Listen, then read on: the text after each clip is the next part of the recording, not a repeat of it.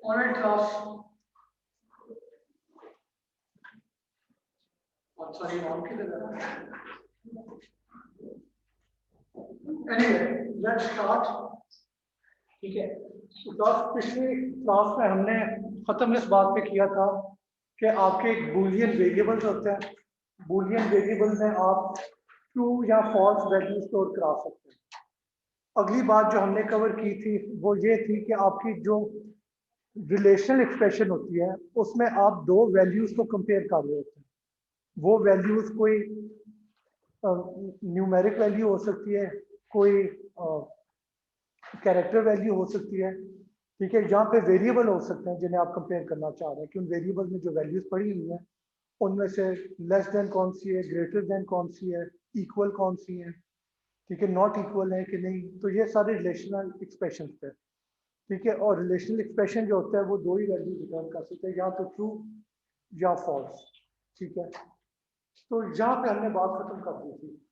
आज हमने बेसिकली देखना है कि वो जो रिलेशनल एक्सप्रेशन होता है और वो जो ट्रू या फॉल्स वैल्यू रिटर्न करता है उसका एक्चुअल फायदा क्या है, उसका इस्तेमाल क्या है प्रोग्रामिंग, ठीक है। तो वो हम कंडीशनल स्टेटमेंट्स पे आज फोकस करेंगे, ठीक है। एक प्रोग्रामिंग एग्जांपल से शुरू करते हैं डायरेक्ट।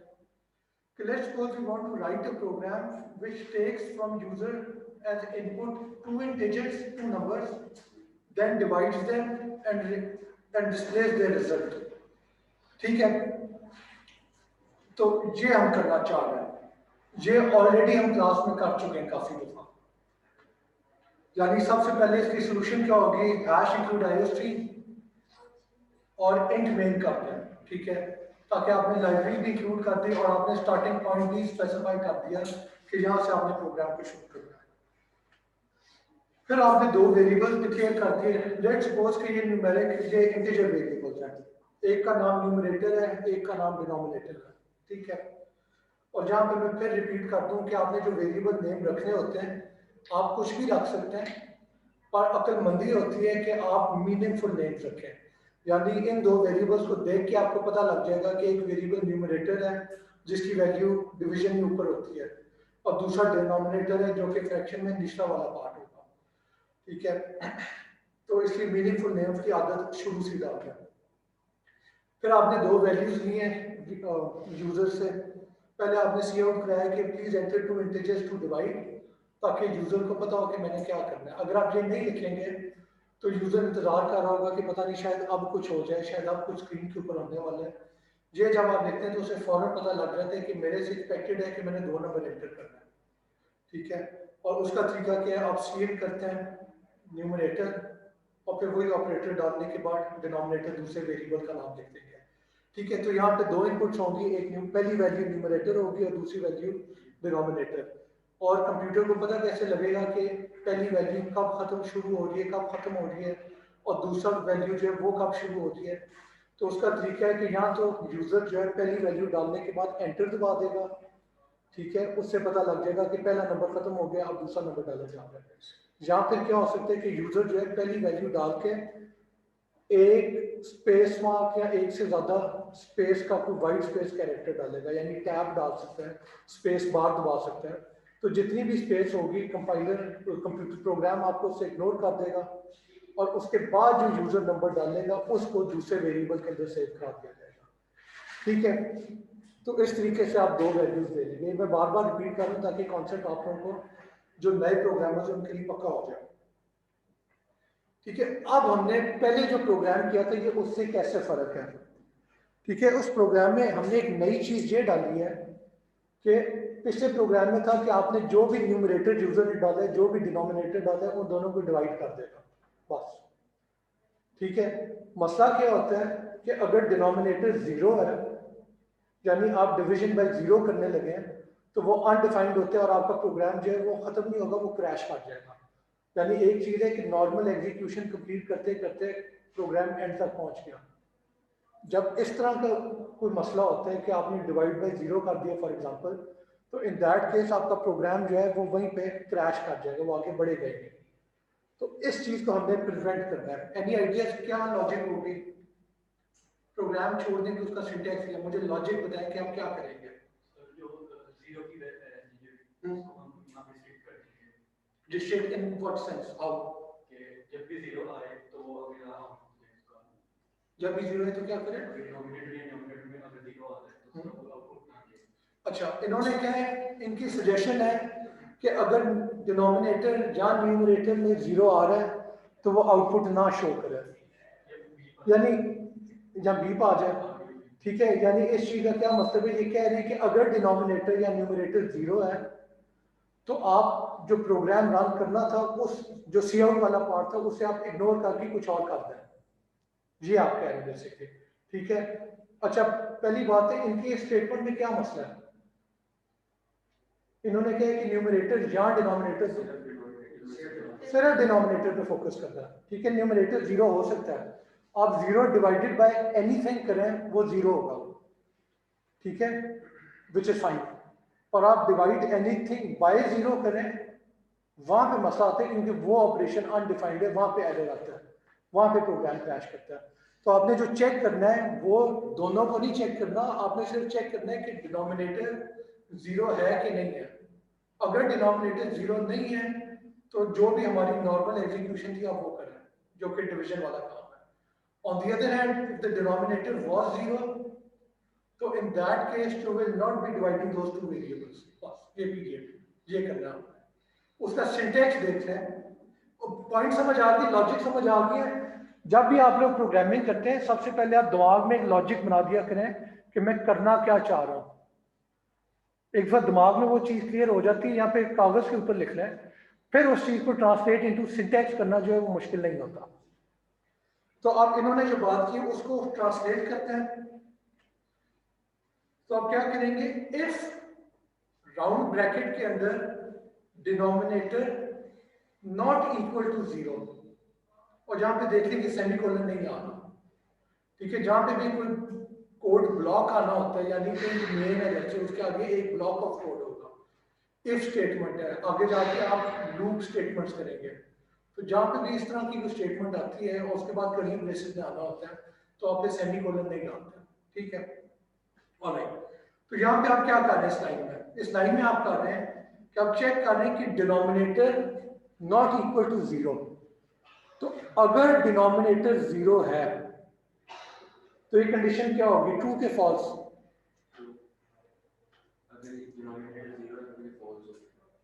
अगर डिनोमिनेटर 0 है, ठीक है, तो 0 is not equal to 0, true के फॉल्स?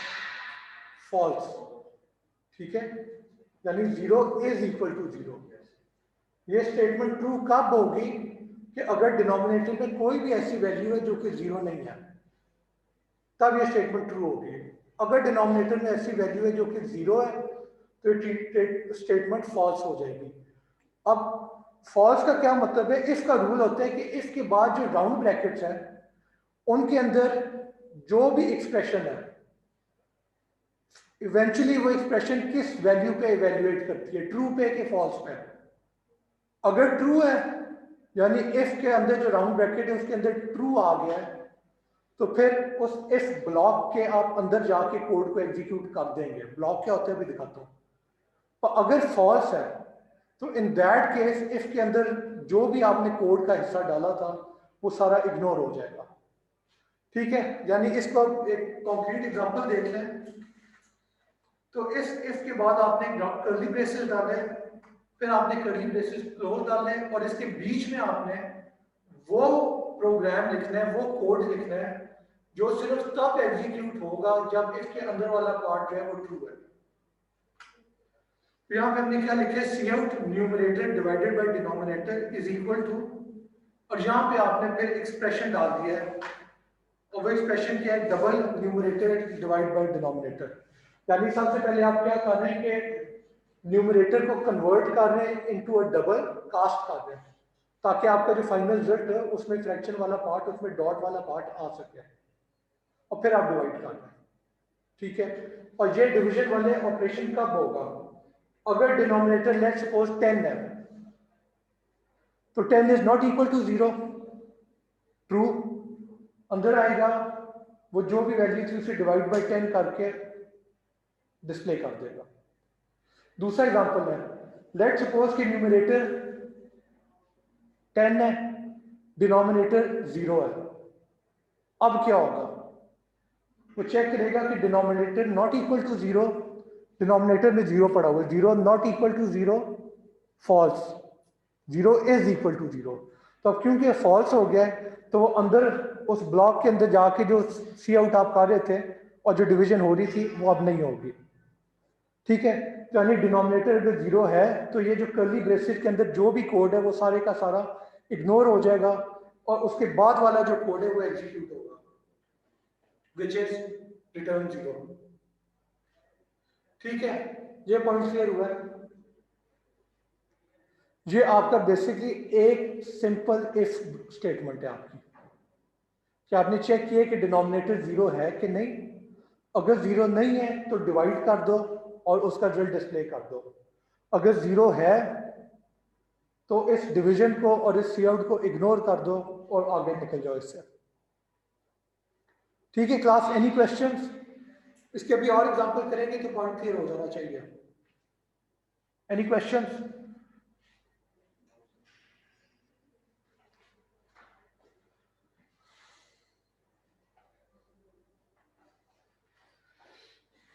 ठीक है, तो इफ ब्लॉक क्या होता है, जो मैं बार बार लफ्ज इस्तेमाल कर रहा हूं, कि आपके जो कर्ली ब्रेसेस है उसके अंदर जो भी चीज लिखी हुई है इफ के बाद, ठीक है, वो उस इफ का ब्लॉक है, यानी उस इफ को ब्लॉक करता है कि वो इफ अगर ट्रू है तो वो रन करेगा, अगर इफ ट्रू नहीं है तो वो रन नहीं करेगा। ठीक है, और इन कर्ली ब्रेसेस के अंदर आपकी एक लाइन ऑफ कोड भी आ सकता है और आपके मल्टीपल लाइंस ऑफ कोड भी आ सकते हैं। यानी आप लिमिटेड नहीं है कि आपके पास एक ही लाइन लिखनी है, आपकी लॉजिक क्या है, आप जितना मर्जी कोड लिखना चाहते हैं आप उन दो कर्ली ब्रेसेस के दरमियान वो लिख सकते हैं कोड। ठीक है, जहां पे बस एक और चीज बता दूं कि ये जैसा हमने कोड लिखा हुआ है, इसमें आपका इफ के बाद कर्ली ब्रेसेस है, उसके बीच में सिर्फ एक लाइन थी, सिर्फ एक लाइन है ब्लॉक में। इस चीज को लिखने का एक और तरीका क्या हो सकता है कि आप कर्ली ब्रेसेस रहने दें। ठीक है, यानी यहां पे आपने क्या लिखा है कि इफ जो भी स्टेटमेंट है और उसके बाद एक लाइन आपने लिखी जो कि सी आउट करा रहा है उस डिवीजन को, या फिर उसके बिल्कुल सामने आपने उसी लाइन के ऊपर ये लिख दिया था, ये दोनों ठीक है। पर यहाँ पे आपने बस इस चीज का ध्यान रखना होता है कि अगर इफ ब्लॉक में सिर्फ एक लाइन है तो आप इस तरीके से लिख सकते हैं कि कर्ली ब्रेसेस जो है ना एक ही लाइन लिखें, चाहे वो उसके नीचे हो चाहे उसके आगे हो, इफ स्टेटमेंट के। कंपाइलर समझ आएगा कि ये एक लाइन जो है, एक लाइन ये इस इफ ब्लॉक का हिस्सा है। ठीक है, अगर एक से ज्यादा लाइन है तो फिर आपको हर हाल में कर्ली ब्रेसेस डालने पड़ते हैं। यानी मसला क्या होगा, लेट्स सपोज आपके इफ ब्लॉक में कोई 2-3 लाइन से, अगर आप कर्ली ब्रेसेस डालना भूल गए हैं तो क्या होगा, कंपाइलर समझेगा कि जो पहली लाइन है इफ के फौरन बाद वो लाइन इफ का हिस्सा है, और उसके बाद वाली जो 2 लाइंस हैं वो उस इफ का हिस्सा नहीं है, वो उस इफ से बाहर अगला लाइन ऑफ कोड है। ये गलत है। ठीक है, हम चाहते थे कि वो तीनों लाइन जो है वो उस इफ का हिस्सा हो। तो आपने बात याद रखनी है, और ये भी बिगिनर मिस्टेक होती है कि इफ ब्लॉक आपने लिखना है। ठीक है, अगर सिर्फ एक लाइन है तो चाहे आप कर्ली ब्रेसेस डालें चाहे ना डालें फर्क नहीं पड़ता। अगर मल्टीपल लाइंस हैं तो कर्ली ब्रेसेस डालने हैं। अगर नहीं डालेंगे कर्ली ब्रेसेस तो कंपाइलर समझेगा कि पहली लाइन बस इफ का हिस्सा है, बाकी लाइन जो है वो उस इफ ब्लॉक का हिस्सा नहीं थी। और अक्लमंदी है कि आप शुरू की जो प्रोग्रामिंग कर रहे हैं तो आप हर हाल में कर्ली ब्रेसेस इस्तेमाल कर ही लें, चाहे एक लाइन हो चाहे मल्टीपल लाइन हो, ताकि आपकी इससे गलती ना हो। ठीक है, एक तो आपको प्रैक्टिस हो जाती है, फिर आप डिसाइड कर सकते हैं कि मैंने एक लाइन कर्ली ब्रेसेस इस्तेमाल करने के नहीं करना है। और शुरू में लोग गलती करते हैं, इसकी मेरा मशवरा होता है कि शुरू में आप हमेशा कर्ली ब्रेसेस इस्तेमाल करना। ठीक है, एनी क्वेश्चंस? ऑलराइट,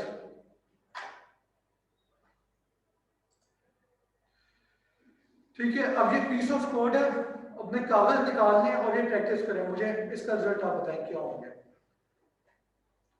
यानी 10 अलग स्टेटमेंट से बताएं कि 10 स्टेटमेंट के अंदर क्या आपको आउटपुट मिलेगी। चलिए, और अगर कोई आउटपुट नहीं होगी यानी सी आउट एग्जीक्यूट नहीं होगा तो आप नथिंग लिख सकते।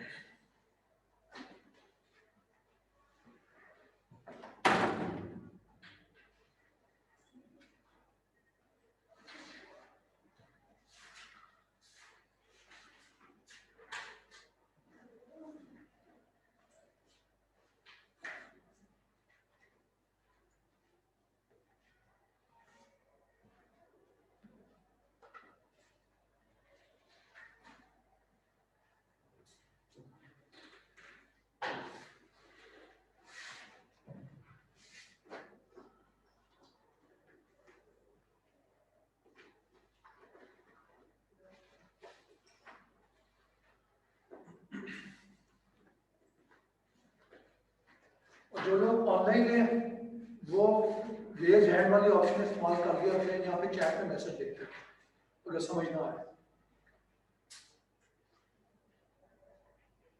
बाय द वे इसकी सॉल्यूशन आप चैट में भी लिख सकते हैं, मैं देख लूंगा, क्वेश्चन नंबर लिख के उसके आगे सॉल्यूशन लिखते हैं, मैं चैट विंडो में पढ़ लेता हूँ।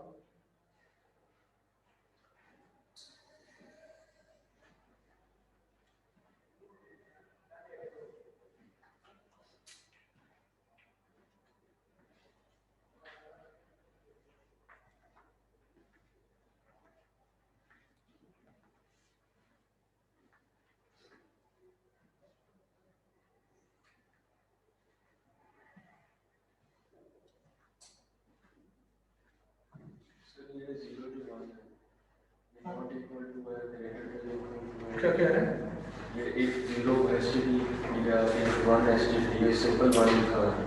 क्लास पिछली क्लास में हमने क्या डिस्कस किया था कि ब्रैकेट के अंदर अगर 0 आ रहा है तो वो क्या होगा, ट्रू होगा कि वो फॉल्स होगा। ठीक है, एक रूल याद रखें कि अगर कोई भी वैल्यू है नॉन जीरो वैल्यू, चाहे पॉजिटिव हो चाहे नेगेटिव हो, कंपाइलर उसे ट्रू ट्रीट करेगा, और अगर 0 है तो फिर कंपाइलर उसे फॉल्स ट्रीट करेगा। ठीक है, तो पहली लाइन में क्या है, इफ 0, तो इस चीज को आप समझे कि ये इफ फॉल्स लिखा हुआ है, तो अगर फॉल्स है तो आगे एग्जीक्यूट होगा कि नहीं होगा।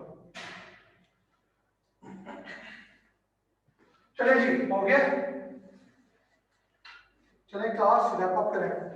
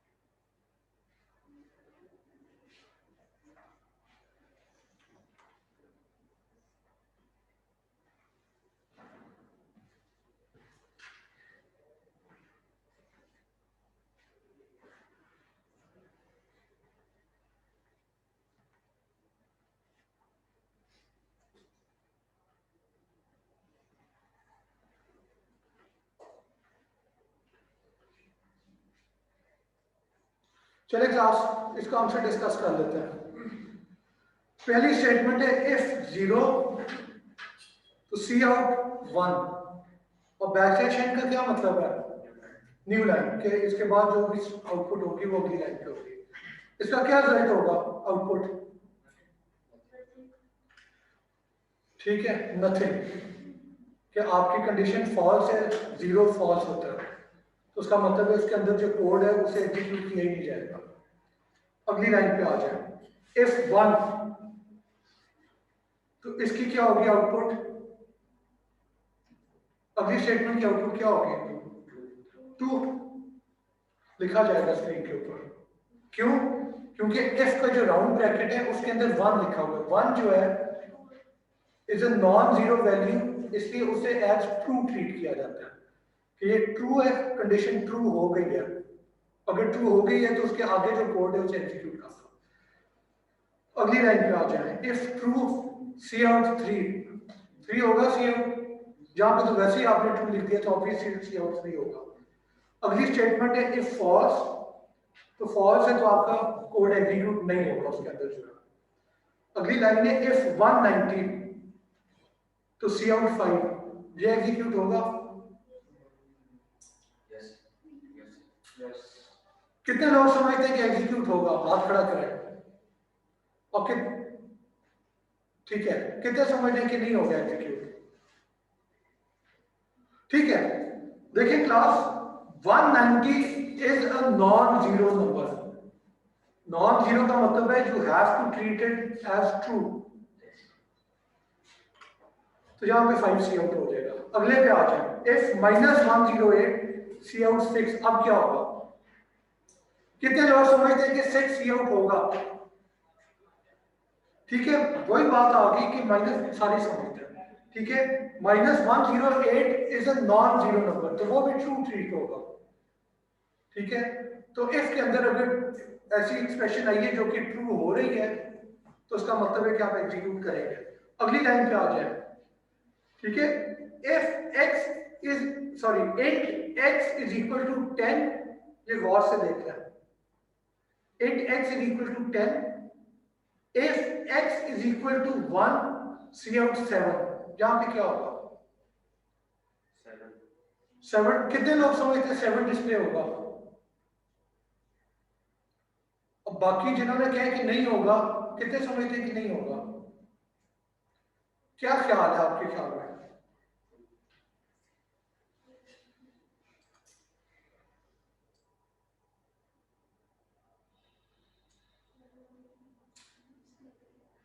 हाँ जी, int x is equal to 10, if x is equal to 1 cout 7,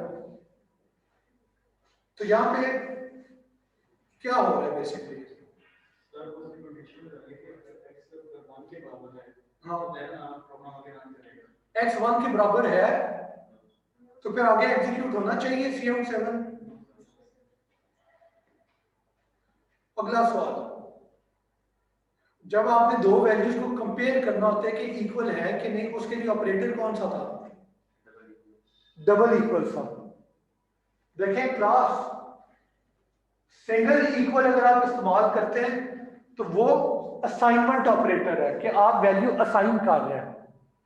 double equal आप इस्तेमाल करते हैं तो वो कंपैरिजन ऑपरेटर है कि आप चेक कर रहे हैं कि ये दो वैल्यू इक्वल है कि नहीं है। यहां पे आपको नजर आ रहा है कि यहां पे आपको नजर आ रहा है if x single equal to 1, ये असाइनमेंट ऑपरेटर है। यहां पे क्या हो रहा है कि x शुरू में जब आपने int x इक्वल टू 10 किया तो वो 10 हो गया, फिर आपने इफ किया और इफ के राउंड ब्रैकेट में आपने x इक्वल टू 1 किया है, यानी x को आपने 1 की वैल्यू असाइन कर दी है।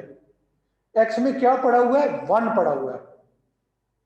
अब इफ के अंदर क्या वैल्यू पड़ी हुई है, 1 पड़ा हुआ है, यानी ये पॉइंट समझ लें, ठीक है। इसे मैं एनोटेट कर दूं, देखिए वो क्या रहा है, यहां पे आपने x इज इक्वल टू 1 किया, सबसे पहले x को 1 की वैल्यू साइन हो गई इसके अंदर, फिर जब ये हो गया असाइनमेंट, अब कंपाइलर इवेल्युएट करेगा इफ x,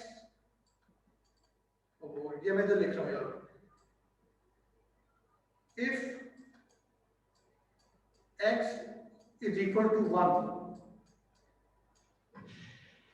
ये बेसिकली क्या होगा कि पहले x के अंदर 1 की वैल्यू डाली जाएगी, उसके बाद अब जब वैल्यू साइन होगी है तो कंपाइलर ये वैल्यू चेक कर रहा होगा, ये एक्सप्रेशन इवेल्युएट कर रहा होगा इफ x, और x के अंदर जो है यहां से 1 आ गया था, तो यानी x के अंदर 1 पड़ा हुआ है।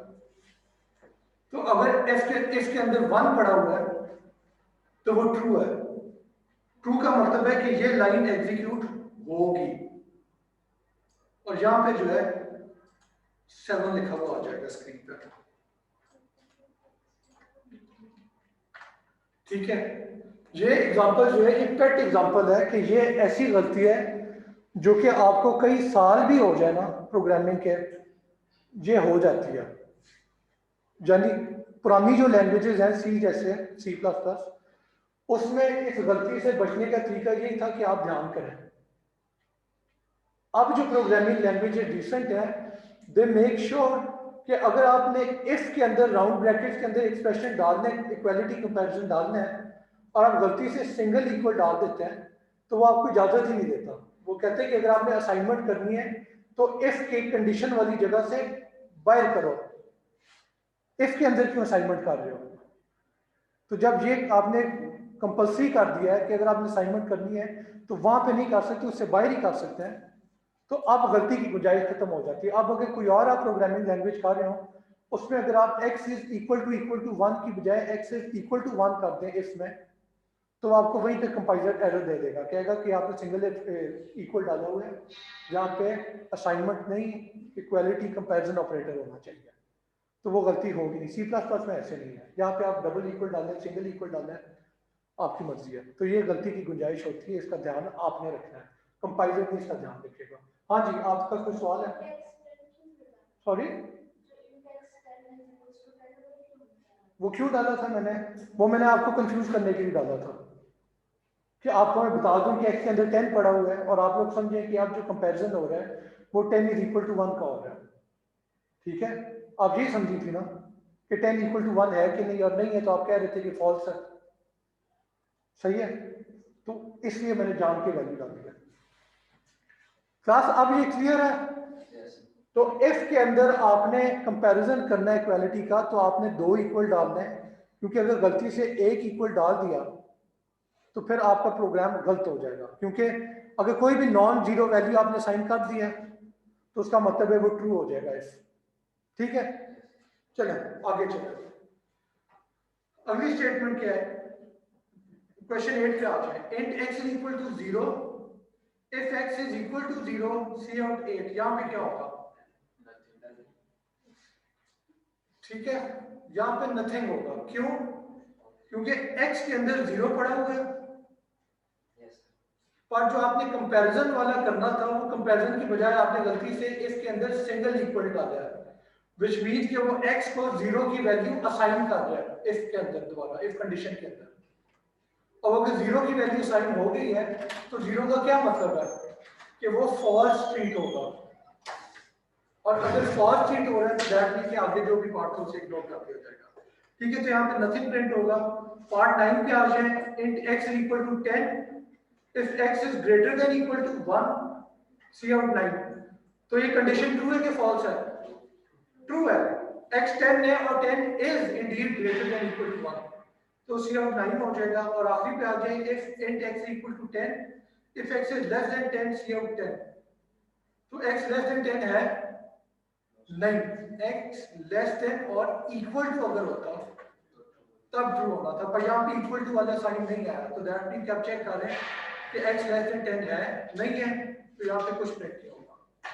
ठीक है, एनी क्वेश्चन क्लास?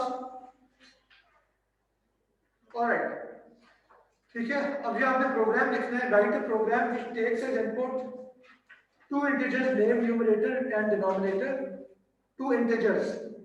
ठीक है, if the denominator is not equal to 0 the program should display the result of the following operations। चलें जी, कोड लिखें, प्रैक्टिस है। और कोशिश करें कि किसी और का कोड देखे बगैर या फिर अपना ही कोई पुराना कोड देखे बगैर इसे सॉल्व करें। और जो है 5 मिनट्स।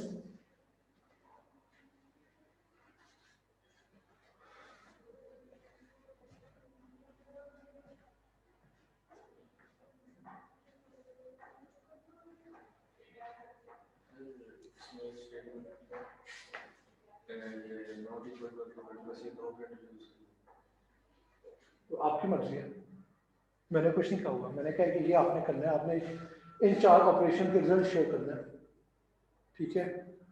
और अगर डिनोमिनेटर नॉट इक्वल टू 0 है तब करना बस, या कैसे अगर आप देखें।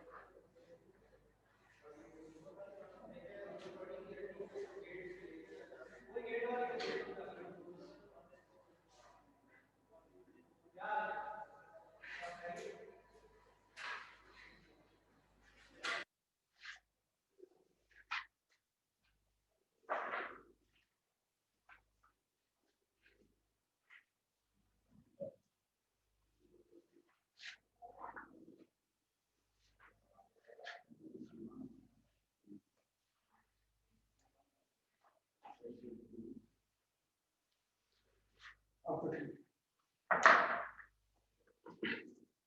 कास्ट इसका सोल्यूशन डिस्कस कर लेते हैं लोअर डायरेक्शन में। ठीक है, देखिए सबसे पहले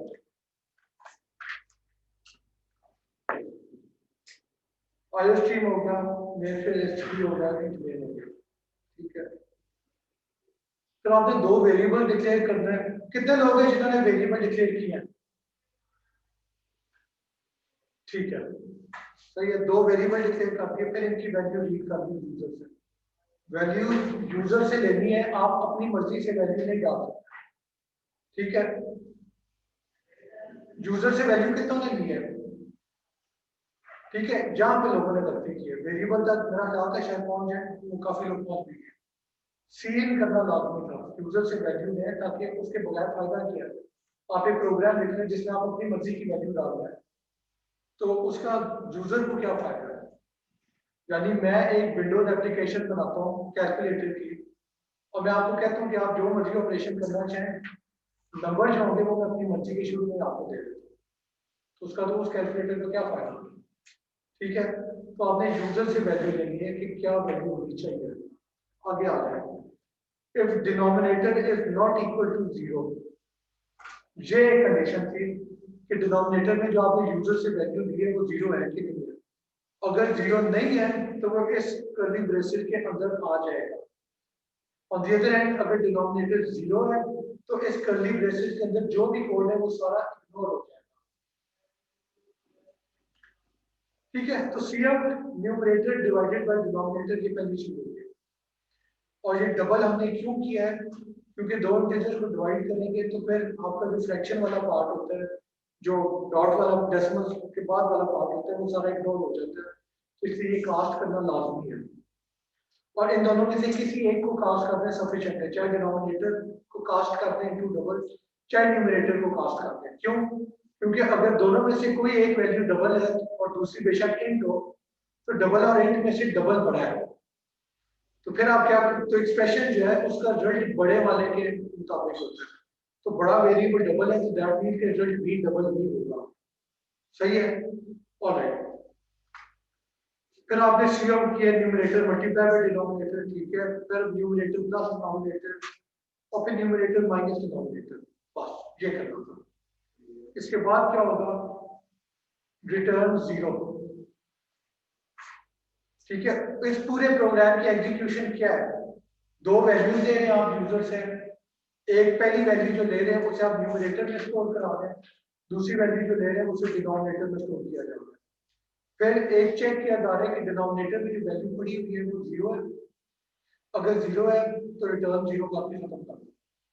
अगर जीरो नहीं है तो इसके कोड के अंदर आ जाए और फिर चारों ऑपरेशन जो हमने कहा था उनको करके उनका रिजल्ट जीरो से आउट कर।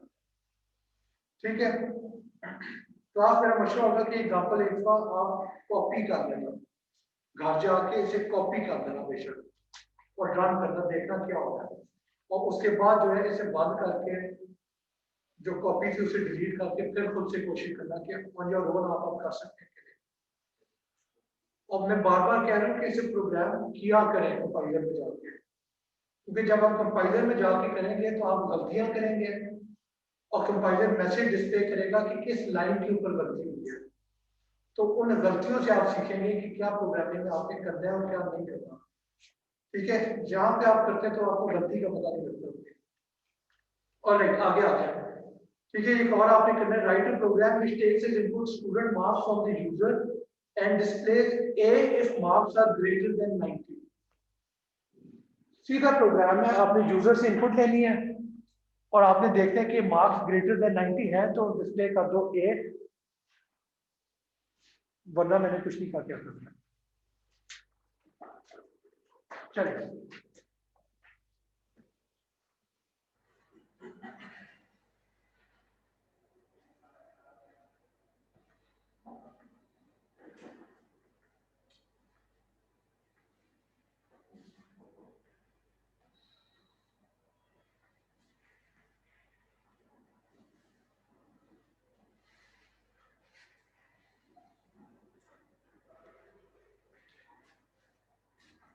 और क्लास जब मैं आपको कोई प्रैक्टिस प्रॉब्लम देता हूँ तो आप बस लिखना शुरू कर दिया, अगर सोचा करें 1 मिनट लेके सोचें कि क्या रिक्वायर्ड है और फिर लिखना शुरू कर दें।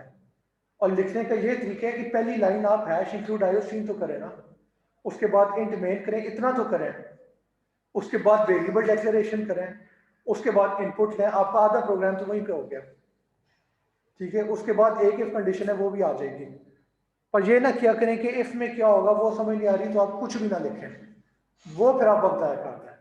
यानी जितना आता है उतना तो करें ना, और जो नहीं आता वो गलत करते हैं ताकि हम उसे बाद में ठीक कर सकें। चलें,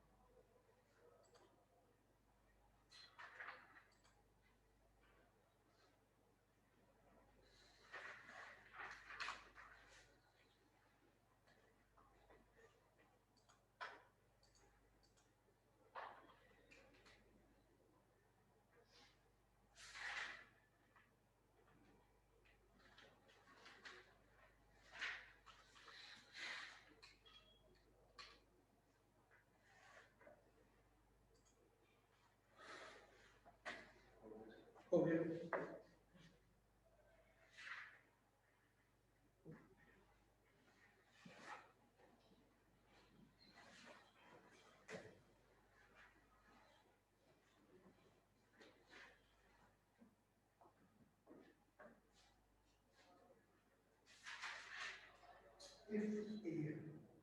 आपने चेक क्या करना है, एक के अंदर क्या वैल्यू, ठीक है, आपने एक की वैल्यू कंपेयर करनी है 90 के साथ, नंबर 2 ऊपर वाले का आ जाए। आप सीएन में वैल्यू नहीं देते हैं, आप सीएन में स्पेसिफाई करते हैं कि वेरिएबल फंक्शन जिसके अंदर वैल्यू यूजर से लेनी है, तो यहाँ पे जब 90 की वैल्यू खुद से डालते हैं, फॉर्म नहीं करना, यूजर नहीं करना, उसे काट दें।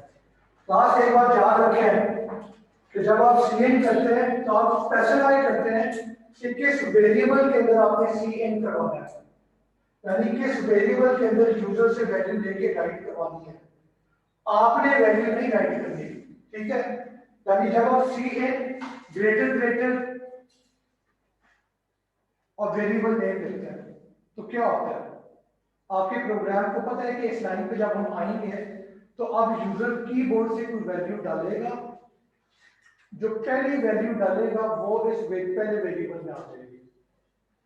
ये आपने करना है, खुद से आपने वैल्यू नहीं देनी, वो आपका काम नहीं है वैल्यू देना, वो यूजर का काम है। कोड के अंदर आप वैल्यू नहीं असाइन करेंगे। ठीक है, ये कहीं पे आप लिख लें और जब प्रोग्राम कर रहे हो तो उस लाइन को पढ़ लिया करें कि मैंने वेरिएबल को वैल्यू असाइन नहीं करनी, यूजर ने करनी है। ठीक है, ऑलराइट, इसका सॉल्यूशन देख सकते हैं क्लास। ठीक है, हैश इंक्लूड आईओस्ट्रीम ये आपने करना है, जिस स्टार्टिंग पॉइंटर पे यूजिंग नेम स्पेस एसटीडी ये कर लें, उसके बाद int main curly braces open कर लें। ये आपका प्रोग्राम शुरू हो गया, इतनी आपको प्रोग्रामिंग आ गई है। नेक्स्ट पार्ट क्या है, आपने वेरिएबल डिक्लेयर करना है और इसकी वैल्यू लेनी है, यानी सी इन। बाय द वे ये गलती से मैं एसटीडी मिटाना भूल गया, अगर यूजिंग नेम स्पेस हो रहा है तो फिर नीचे आपको एसटीडी कोलन कोलन नहीं चाहिए। ठीक है, और आपका नाम क्या है? नहीं, आपके पीछे, आपके आगे जो खत्म है। हाँ जी, ठीक है, आपको समझ आ गई है क्या गलती थी। चले, तो आपने वेरिएबल डिक्लेयर किया है इंट मार्क्स, यानी मार्क्स एक वेरिएबल है जिसकी टाइप इंट है। वैल्यूज में क्या पड़ी होगी, सी इन ग्रेटर ग्रेटर मार्क्स, यानी अब यूजर कीबोर्ड पे जो भी लिखेगा, वो जो भी नंबर लिखेगा वो इस वेरिएबल के अंदर आ जाएगा, फिट आ जाएगा। ठीक है, यहां तक हो जाना चाहिए। मैं फिर कह दूं कि आपने वैल्यू नहीं असाइन करनी। अगर आपने वैल्यू असाइन कर दी है तो उसका मकसद खत्म हो गया प्रोग्रामिंग करने का। यूजर ने असाइन करनी है, ठीक है। और यूजर से आप कैसे वैल्यू लेते हैं? सिर्फ इस एक लाइन से, सी ए ग्रेटर ग्रेटर मार्क्स, बस। आपने कंपाइलर को कह दिया कि जो भी कीबोर्ड से पहली वैल्यू डाली जाएगी, मुझे नहीं पता क्या वैल्यू है, पर जो भी वैल्यू डाली जाएगी और फिर स्पेस बार या एंटर दबाया जाएगा तो वो वैल्यू जो है मार्क्स के अंदर कॉपी कर देना, बस काम खत्म हो गया। यहां से वैल्यू आ जाएगी। अगली लाइन पे आ जाए, if marks is greater than 90, ठीक है। यहां पे आपने कंपैरिजन करना है ग्रेटर देन 90 का। ये नहीं आप कर सकते कि इफ मार्क्स और बस आगे फिर अपना कोड कर दे, नहीं। इफ मार्क्स का क्या मतलब है कि अगर 0 के अलावा कोई भी नंबर है तो आपका ए आ जाएगा, ठीक है। एज स्टूडेंट्स मैं आपके जज्बात को समझ सकता हूं कि आप चाहेंगे कि बस 0 नहीं है तो ए ही आ जाए, ठीक है। और क्लाइंट ने आपको कंडीशन दी है कि अगर 90 से ज्यादा है फिर ए आएगा, वरना नहीं आएगा। तो आपने कंडीशन लगानी है कि इफ मार्क्स ग्रेटर देन 90। यहाँ पे ग्रेटर देन इक्वल भी नहीं किया मैंने, क्योंकि कंडीशन क्वेश्चन में क्या लिखा हुआ है, if marks are greater than 90। अगर मैंने कहा होता कि marks are either equal to 90 और ग्रेटर देन 90, फिर आप नीचे ग्रेटर इक्वल वाला साइन लगाते हैं। और मैंने सवाल में दिया कि नहीं, 90 में भी मैं ए नहीं दूंगा, 90 से ज्यादा है तब भी ए देना है। तो वो फिर कंडीशन है कि if marks is greater than 90 cout A. और जहां पे आप देख लें कि ए जो है सिंगल कोट्स के अंदर है, डबल कोट्स भी यहां पे मैं डाल सकता था, पर कोट्स के बगैर में ए नहीं लिख सकता। क्यों?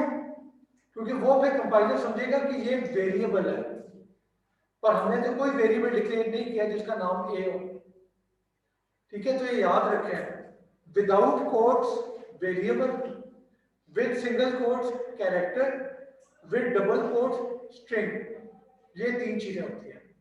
तो यहाँ पे आप सिंगल कोट डालें या डबल कोट डालें, दोनों ठीक है, पर कोट्स के बगैर आप ए नहीं लिख सकते, क्योंकि फिर कंपाइलर समझेगा कि वेरिएबल है। क्या क्यों लिखना है, इतनी मेहनत क्यों करनी है, ठीक है।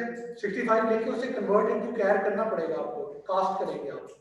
पर बात ये कि वो मैं वो आपको क्यों काम करवा रहा था, ताकि आपको समझ आ जाए कि कैरेक्टर होता क्या है, ठीक है। वैसे जो है एज प्रोग्रामर आप याद रख सकते हैं कि A65 है, बी क्या है, सी क्या है, छोटा ए क्या है, एक्सक्लेमेशन मार्क क्या है। तो वो अगर आप नंबर में करना शुरू कर दें तो आपका दिमाग जो है बिल्कुल फारिग हो जाएगा, ठीक है। तो इसलिए जो है आप यहाँ पे कैरेक्टर ही इस्तेमाल करें। क्लियर है क्लास? यस। ठीक है। तो ये प्रोग्राम सिर्फ चेक करेगा कि मार्क्स 90 से ज्यादा है कि नहीं, अगर है तो 8 डिस्प्ले कर दो, वरना कुछ नहीं करना। और उसके बाद जो है आपका रिटर्न 0, प्रोग्राम खत्म, ठीक है। ऑलराइट, तो बात क्या है कि हमने जो है ऐसे ग्रेडिंग सिस्टम का कोई फायदा है कि वो चेक करे कि 90 से ज्यादा मार्क्स हैं तो ए दे दो, वरना कुछ ना करो।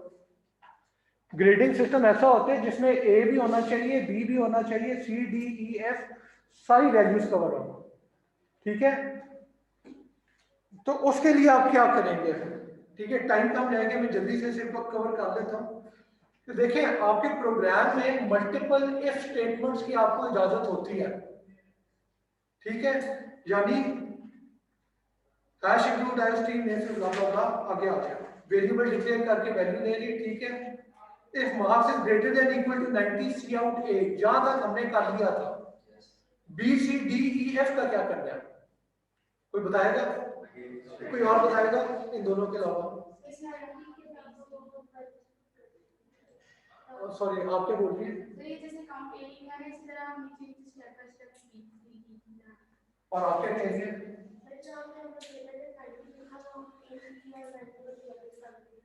उसके आगे लिखेंगे कि उसके बाद लिखेंगे कि उसके अंदर लिखेंगे?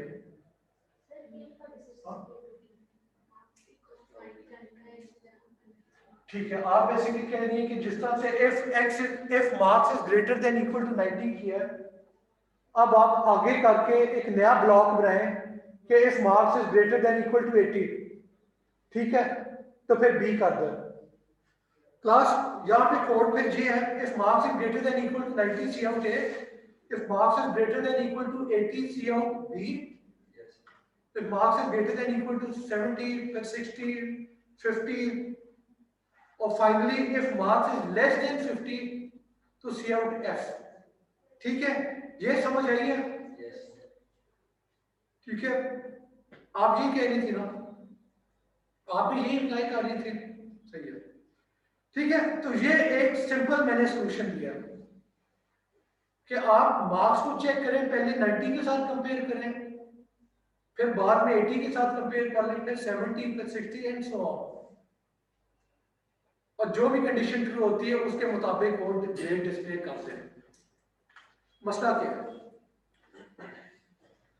कोई एक मार्क्स अपने दिमाग में लें, कोई भी मार्क्स ले लें दिमाग में, और फिर उसमें ये प्रोग्राम दिमाग में रन करें, बताएं क्या डिस्प्ले होगा,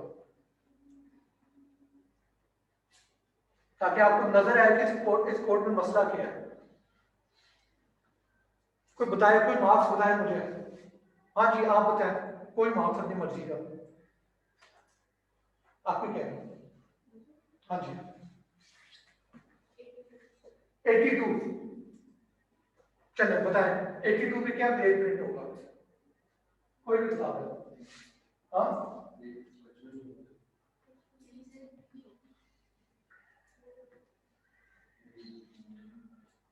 मार्क्स 82 है, 82 is greater than equal to 80, true या फॉल्स? ट्रू है ना, बी डिस्प्ले होगा। अगला सवाल, 82 is greater than equal to 70, true या फॉल्स? ट्रू है, सी प्रिंट होगा। आगे आ जाए, 82 is greater than equal to 60, true के फॉल्स? ये भी ट्रू है। तो बेसिकली जिसने 100 मार्क्स लिए हैं उसके घर पे उसका रिजल्ट आ जाएगा कि मुबारक को आपके बेटे का ए भी आए हैं और एफ भी आए उस कोर्स में। इस सिस्टम की कोई तुक बनती है? मैंने जान के ऐसा कोड दिया है ताकि आप लोगों को नजर आए कि इसमें मसला क्या है। ये पॉइंट क्लियर हो गए कि जितनी भी इफ कंडीशन होंगी, कंप्यूटर अक्लमंद नहीं है। मैं फिर ये आपको कह दूं कि कंप्यूटर आप समझ जाए कि डम डिवाइस है। यानी अगर आप मुझे कहते हैं, मेरे से आप पूछते हैं कि मेरे 82 मार्क्स से क्या ग्रेड होगा, तो मैं ऑब्वियसली आपको ये नहीं कहूंगा कि आपका बी भी है और आपका एफ भी है। ऑब्वियसली मैं कहूंगा कि जो हाईएस्ट है उसके मुताबिक ग्रेड है, आपका बी बनता है, आपका बी है। पर कंप्यूटर जो है वो ऐसे नहीं सोचता। कंप्यूटर को आपने बताना है कि क्या करना है। अगर आपने कहा है कि चेक करो कि अगर 80 से ज्यादा है तो बी दे दो, 70 से ज्यादा है तो सी दे दो, 60 से ज्यादा है तो बी दे दो, और वो कंप्यूटर वही करेगा। तो आपके अगर 82 मार्क्स हैं और वो 70 से भी ज्यादा है, 60 से भी ज्यादा है, 50 से भी ज्यादा है, तो ए से लेके ई, सॉरी बी से लेके ई तक सारे ग्रेड कंप्यूटर आपको दे देगा। ठीक है, तो इसका सॉल्यूशन क्या है? इसका सॉल्यूशन है इफ। एक सॉल्यूशन क्या है? एक सॉल्यूशन है इफ एल्स। अगली क्लास में हम एक डिफरेंट सॉल्यूशन भी देखेंगे, पर अभी इफ एल्स आप समझ लें। इफ एल्स में क्या होता है? पहली कंडीशन है if marks is greater than equal to 90, cout है। क्लियर? अब अगली जो कंडीशन होगी वो आप इफ नहीं लिखेंगे, वो आप लिखेंगे एल्स इफ, और फिर कंडीशन लगाना है कि marks greater than equal to 80। अब क्या हो रहा है कि अगर मार्क्स 90 हैं, चेक करें 90 से ज्यादा है तो ए कर देगा, और जितने भी फिर एल्स हैं वो सारे इग्नोर हो जाएंगे। इफ एल्स में क्या होता है कि इन सारों में से सिर्फ पहली जो कंडीशन मीट हो रही है वो एग्जीक्यूट होगी, उसके बाद वाली सारी कंडीशन इग्नोर हो जाएगी। यानी ये कोड है, if marks is greater than equal to 90, cout A, else if marks is greater than equal to 80, see out B, else if marks is greater than equal to 70, see out C। फिर यही चीज D के लिए, यही चीज E के लिए। ठीक है, आखिरी क्या है? आखिरी हम दो काम कर सकते थे, या हम कर सकते थे कि else if marks is less than 50, या तो हम वो कर देते हैं, या फिर हम कर देते हैं कि एल्स इफ रहने दो, सीधा एल्स लिख दो, सिर्फ एल्स, फकत एल्स। उसका क्या मतलब है कि अगर कोई भी कंडीशन मीट नहीं हुई तो ये फिर डिफॉल्ट है, ये फिर रन कर दो। समझ आइए? यानी जितने हमने इफ एल्स किए उनमें जितनी कंडीशन थी उनमें से अगर कोई भी मीट नहीं हुई तो एल्स के अंदर जो है वो एग्जीक्यूट कर दो। एक मिनट, ठीक है, ये क्लियर है? और दूसरी बात ये कि अगर मैं इस एल्स की बजाय लिखता कि else if marks is let's suppose greater than equal to 10 तो सी आउट एफ। अब इसका क्या मतलब है कि अगर 10 से ज्यादा ही मार्क्स तो फिर सी आउट एफ कर दो, तो 10 से कम वाले जो है उसका क्या होगा, यानी 0 से 9 तक मार्क्स है तो तब क्या होगा, वो केस फिर यहाँ पे हैंडल नहीं होगा। ऑन दी अदर हैंड जब आप एल्स लिख देते हैं फकत एल्स, तो उसका मतलब है कि जितनी कंडीशन हमने दी है उसके अलावा जितने और केसेस बनते हैं वो सारे के सारे ये एल्स हैंडल करते हैं। ठीक है, चाहे आपके मार्क्स अब 50 से कम है, ठीक है, जो भी है, चाहे नेगेटिव है, पॉजिटिव है, जीरो है, कुछ भी है, वो इस एल्स के अंदर आ जाता है। ठीक है, अब मैं फिर ये पॉइंट रिपीट कर दूं कि याद रखें अगर आपने मल्टीपल इफ लिखे, एक इफ फिर अगला इफ फिर अगला इफ, तो उनमें से जिस जिस की कंडीशन मीट होगी उसकी बॉडी एग्जीक्यूट होगी। ठीक है, पर अगर आप इफ और उसके बाद एल्स इफ कर रहे हैं तो अब इन सारे एल्स इफ में क्या हो रहा है, पहली जो कंडीशन ट्रू होगी उस इफ या उस एल्स इफ की बॉडी एग्जीक्यूट करेगी।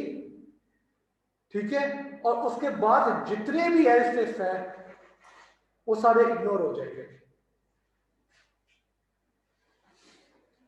सही है? ठीक है, ऑलराइट, एनी क्वेश्चन क्लास?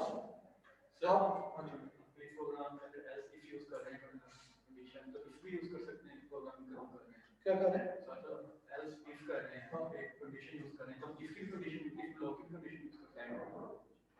मैं समझा नहीं सवाल।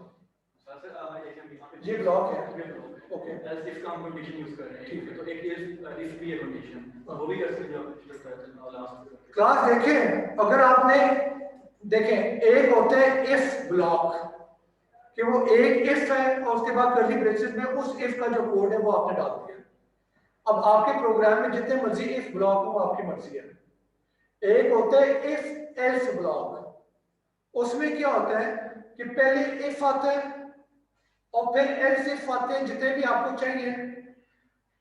इन एल्स इफ में आप इफ नहीं डाल सकते, यानी पहले इफ के बाद बाकी सारे एल्स इफ ही होंगे। ठीक है, और आखिरी जो एल्स इफ है उसके बाद जो है आप जो भी कोड करेंगे वो अब इस एल्स इफ का हिस्सा नहीं है। यानी इसके आगे में एक और लाइन डाल देता हूं क्लास, यानी इधर देखिए,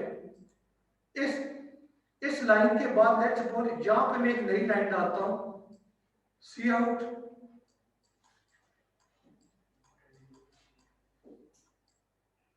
एंड। ठीक है,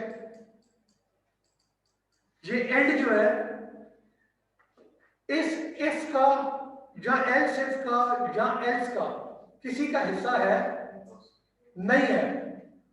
ठीक है, हमने क्या है कि अगर इफ या एल्स इफ में आपने कर्ली ब्रेस इस्तेमाल नहीं किया तो सिर्फ एक लाइन होती है जो कि उसका हिस्सा होता है, अगली लाइन उसका हिस्सा नहीं होता। ऑन दी अदर हैंड अगर मैं यहां पे कर्ली ब्रेसेस डालने शुरू करता हूं, एक्चुअली छोड़ा, हाँ, ये अगर होता है लेट्स सपोज, और इस लाइन के बाद जो है, तो अब ये सी आउट जो है इस एल्स का हिस्सा है कि नहीं है? अब है, क्योंकि मैंने कर्ली ब्रेसेस के अंदर उसे रखा हुआ है। ठीक है, तो ये पॉइंट आपने ध्यान करना है। ठीक है, कि अगर मल्टीपल लाइन है तो ब्रेसिस कर्ली ब्रेसेस के अंदर, मल्टीपल नहीं है तो बेशक आप ना इस्तेमाल करें। पर शुरू के प्रोग्रामर है इसलिए मेरा मशवरा होगा कि आपने हर हाल में कर्ली ब्रेसेस इस्तेमाल करना है। और मेरे से गलती होगी, मुझे यहाँ पे कर्ली ब्रेसेस इस्तेमाल करने चाहिए थे ताकि आप लोगों की आदत पक्की हो सके। ठीक है, क्या है ये पॉइंट क्लियर है? तो ये बेसिकली आपका एक इफ एल्स ब्लॉक है।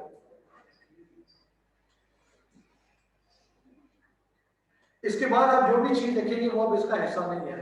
अब इसके बाद आप एक नया इफ एल्स ब्लॉक डालना चाहते हैं, आपको इजाजत है उसकी, ठीक है, वो आप जो मर्जी इफ एल्स डालें, इफ ब्लॉक डालें, कोई लूप डाल दें, कुछ डाल दें, वो आपकी मर्जी है। ये जो इफ एल्स ब्लॉक था वो यहां से लेके यहां तक है बस, अब वो हमने स्पेसिफाई कर दिया, ठीक है। और ये प्रैक्टिस के साथ चीज क्लियर हो जाएगी। अभी हमने और ज्यादा इसके एग्जांपल देखना है, ठीक है। जहां पे एक चीज याद रखें कि अभी भी आप लोग गलती कर सकते हैं। अब वो गलती क्या होगी, ये दो एग्जांपल देखे हैं, इसमें हमने if else sorry else if इस्तेमाल किए हुए हैं।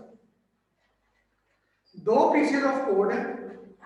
पहले में क्या हो रहा है, जो लेफ्ट हैंड साइड पे है, अगर noise less than equal to 50 है तो सी आउट कर दो कि नॉइज इज क्वाइट। अगर नॉइज डीबी जो है वो लेस देन इक्वल टू 70 है तो डिस्प्ले कर दो कि नॉइज इंट्रूसिव है। अगर noise less than equal to 90 है तो नॉइज अनोइंग है, और लेस देन इक्वल टू 110 है तो वेरी अनोइंग, ठीक है। और अगर इससे बाहर की कोई रेंज है तो नॉइज इज अनकंफर्टेबल, यानी 110 से भी ज्यादा तो बहुत ही ज्यादा शोर है, ठीक है। इस कोड में हो क्या रहा है, अगर लेट्स सपोज आपका जो शोर है, जो डेसिबल लेवल है, लेट्स सपोज वो 80 है, तो 80 लेस देन 50 है, नहीं इग्नोर। 80 लेस देन 70 है, नहीं इग्नोर।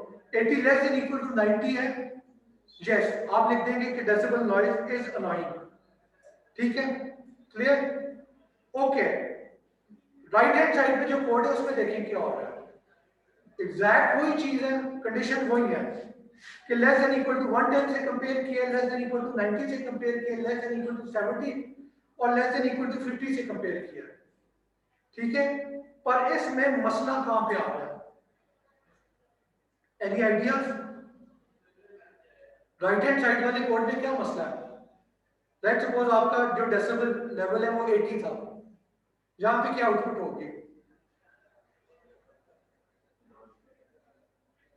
लेस देन 80 था। पहली वाली कंडीशन मीट होगी कि दूसरी वाली होगी?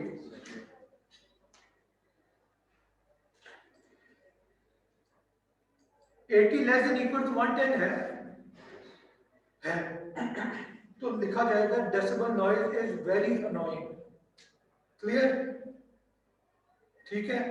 जबकि ये मकसद नहीं था, एक्चुअल मकसद क्या था कि अगर 90 और 70 के बीच में है फिर आप कहेंगे कि अनोइंग है, और अगर 90 और 110 के बीच में है तब वेरी का लफ्ज आएगा। तो आपको एक चीज नजर आ रही है कि आपने ऑर्डर ठीक नहीं किया तो आपके प्रोग्राम की लॉजिक मैस अप हो गई है।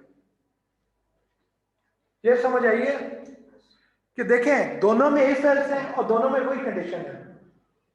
और प्रॉब्लम ये है कि जो राइट हैंड साइड वाला कोड है उसमें पहली जो कंडीशन ट्रू हो जाती है वो तो 110 मैक्सिमम है लेट्स सपोज, तो बाकी सारे ऑब्वियसली उससे तो ज्यादा ही होंगे, उससे तो कम ही होंगे ना।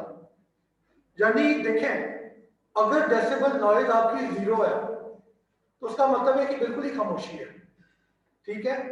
जो लेफ्ट हैंड साइड वाला कोड है वो चेक करेगा कि 50 से कम है, यस 50 से कम है तो कह देगा कि यार खामोशी है, ठीक है।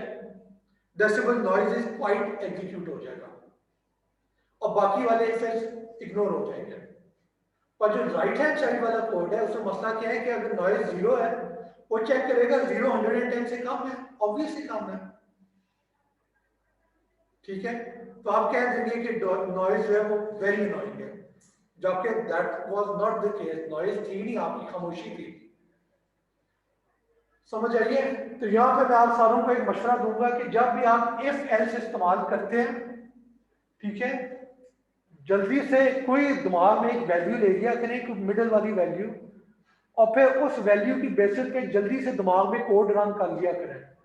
यानी अभी आप देख रहे हैं पहला कोड दूसरा कोड, आपको दिमाग में शायद समझना है कि ठीक है गलत है क्या है, देखने में तो दोनों ही ठीक लग रहे हैं। कंडीशन यही है कि अगर 110 से कम है तो फिर डेसिबल नॉइज बहुत ज्यादा है, 90 से कम है तो डेसिबल नॉइज थोड़ी ज्यादा है, 50 से कम है तो बिल्कुल खामोशी। कंडीशन दोनों जगह पे ठीक है, और इट्स जस्ट के वहां पे आप जो लेफ्ट हैंड साइड है उसमें आप बिल्कुल ही नैरो किस्म की कंडीशन से मूव करना शुरू करते हैं।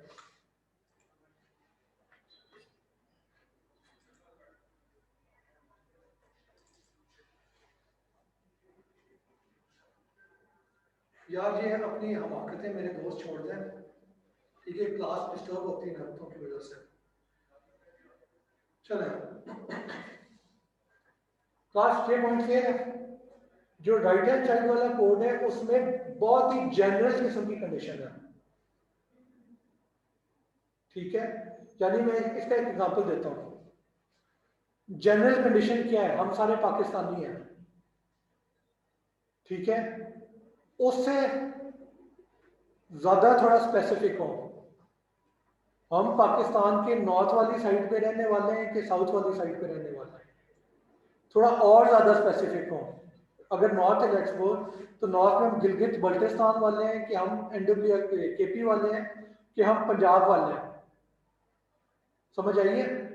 अगर मैं कहता हूं पंजाब है वो स्पेसिफिक है, नॉर्दर्न पाकिस्तान कम स्पेसिफिक है, पाकिस्तानी बिल्कुल ही कम स्पेसिफिक। तो ऑर्डर क्या होना चाहिए, मैं पहले कंपेयर कर दूंगी इफ पाकिस्तान प्रिंट दिस, ये होना चाहिए, या पहले इफ होना चाहिए कि इफ पंजाबी प्रिंट दिस, वो ज्यादा स्पेसिफिक है, ठीक है। इस चीज का आपने ध्यान रखना होता है। और अब कोई एक वैल्यू लेके इन दोनों पे रन कर लें तो आपको क्लियर हो जाएगा कि कहां पे गलती होने की गुंजाइश है, ठीक है। ये क्लियर है आप?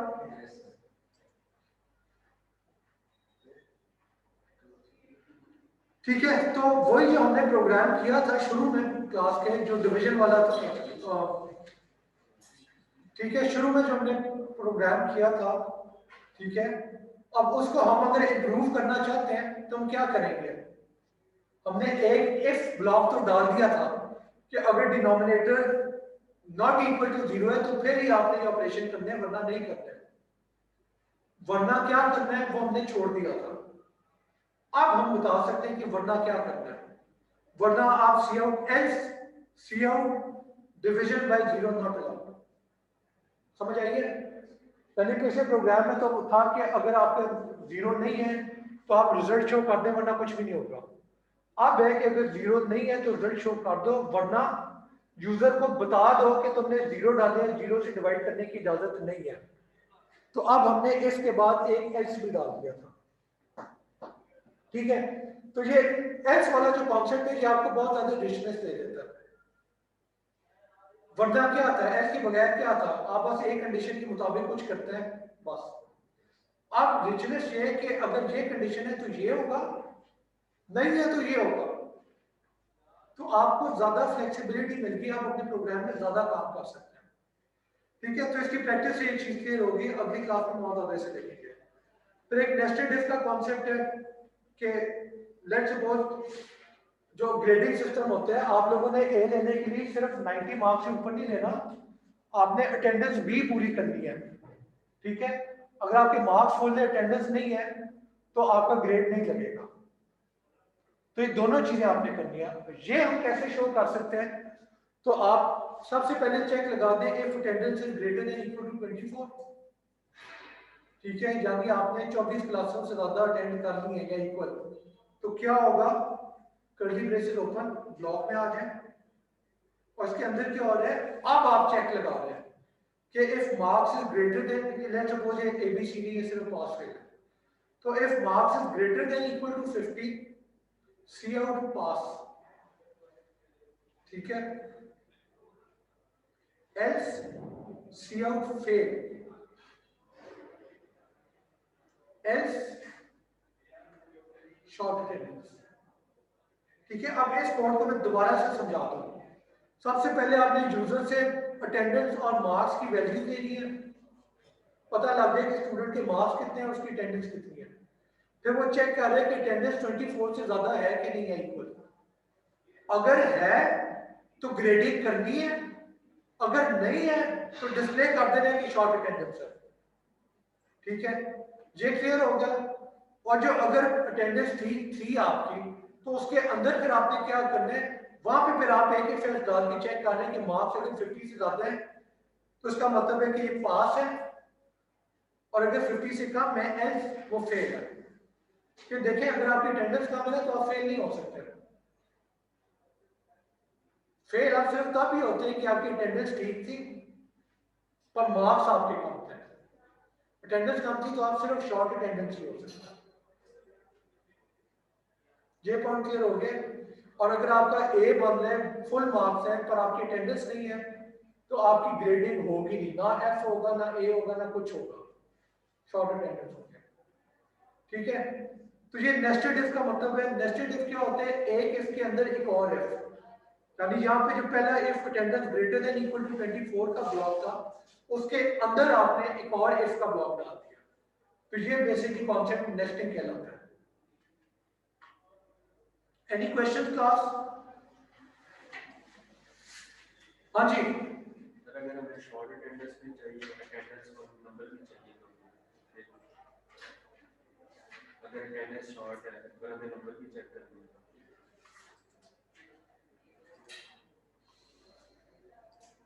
सॉरी यार, आई एम सॉरी, रिपीट करते हैं।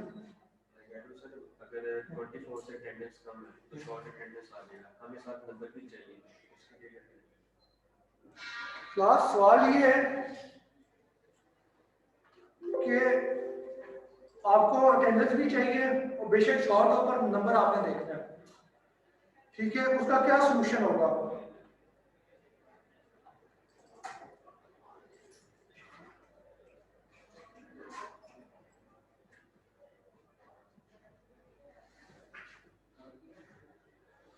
हाँ जी, सजेशंस। यानी आपकी अटेंडेंस शॉर्ट है तो इस कोड में क्या हो रहा है कि सिर्फ लिखा हुआ आ जाएगा कि आपकी शॉर्ट अटेंडेंस है, कोई ग्रेड नहीं आएगा। पर लेट्स सपोज आप अपनी तसल्ली के लिए जानना चाहते थे कि आपका ग्रेड क्या था, तो आप क्या करेंगे?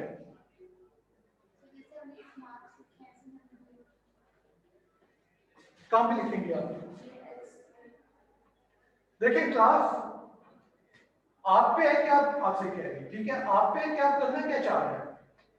अगर आपको मार्क्स चाहिए तो ठीक है, जो एल्स वाला पार्ट था उस एल्स के इर्द गिर्द आप एक कर्ली ब्रेसेस डाल दें, क्योंकि मल्टीपल लाइन का बात है, पहले एक ही लाइन थी। ठीक है, एल्स के आगे कर्ली ब्रेसेस डाल दें, सी आउट कर दें कि अटेंडेंस शॉर्ट है, ये तो करना है क्योंकि शॉर्ट है। उसके आगे आप बेशक इस तरह की कोई चीज स्टेटमेंट लिख दें कि सी आउट, एक्चुअली यहां पे फिर आप साथ लिख दें कि if marks greater than equal to 50 तो क्या होगा, सी आउट आप लिख दें कि यू could have passed। ठीक है, else सी आउट लिखते हैं यू वर फिलिंग। समझ आइए क्या, इससे लिखना बड़ा मुश्किल हो जाता है। अच्छा है, जो हमारी क्लास 5 की टीचर कहती थी आप लोग टूटे हुए हाथों से लिखते हैं, जब ज्यादा गुस्सा चलता था आप लोग टूटे हुए पाँवों से लिखते हैं।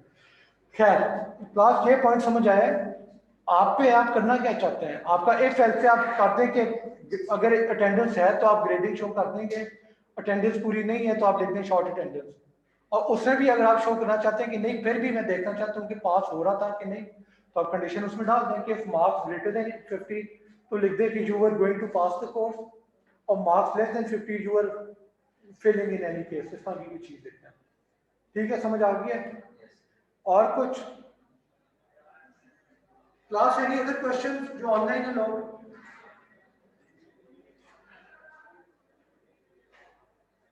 ठीक है, इफ एल्स की समझ नहीं आई यार, अभी इसमें हमने अगली क्लास में भी बात करनी है तो उसके आप अभी फिक्र ना करें, ठीक है, दोबारा इसे रिपीट करेंगे।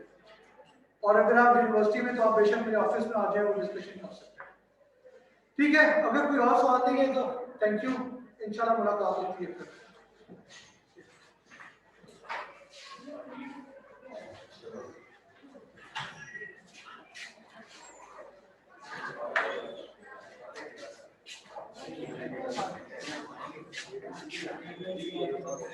आपसे पूछना था वो मैंने जो आपने